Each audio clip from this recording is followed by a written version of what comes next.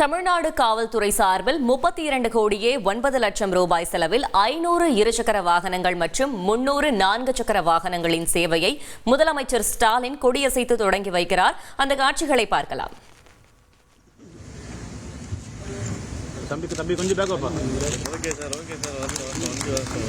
மாண்புமிகு தமிழ்நாடு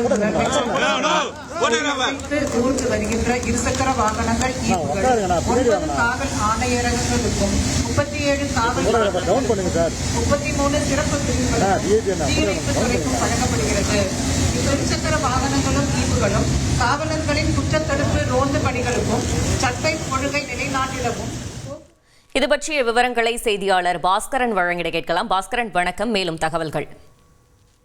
தலைமைச் செயலகத்தில் முதலமைச்சர் அலுவலக நுழைவாயிலில் காவல்துறை சார்பில் 32 கோடியே 9 லட்சம் ரூபாய் செலவில் 500 இருசக்கர வாகனங்கள் மற்றும் 300 பிரைவேட் லிமிடெட் கம்பெனி ஆரம்பிக்கலாமா இல்ல பார்ட்னர்ஷிப்ல ஆரம்பிக்கலாமா? எது கன்ஃபியூஷன்? ஒரு எக்ஸ்பர்ட் கிட்ட பேசிரோம். எப்படி பாஸ் வாலா பி தி பாஸ். இருசக்கர வாகனங்கள், பொலரோ வாகனங்கள் மற்றும் தீயணைப்பு மற்றும் மீட்பு பணிகள் துறை சார்பாக ஒரு 28 கோடி ரூபாயில நீர்த்தாங்கி வண்டிகள், 10 ஜீப்புகள் மற்றும் 50 இருசக்கர வாகனங்களை தற்போது தமிழக முதலமைச்சர் கொடியசைத்து துவக்கி வைத்திருக்கார்.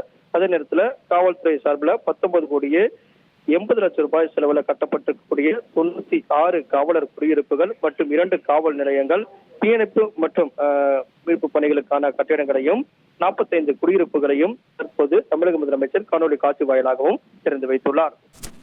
தகவல்களுக்கு நன்றி பாஸ்கரன்.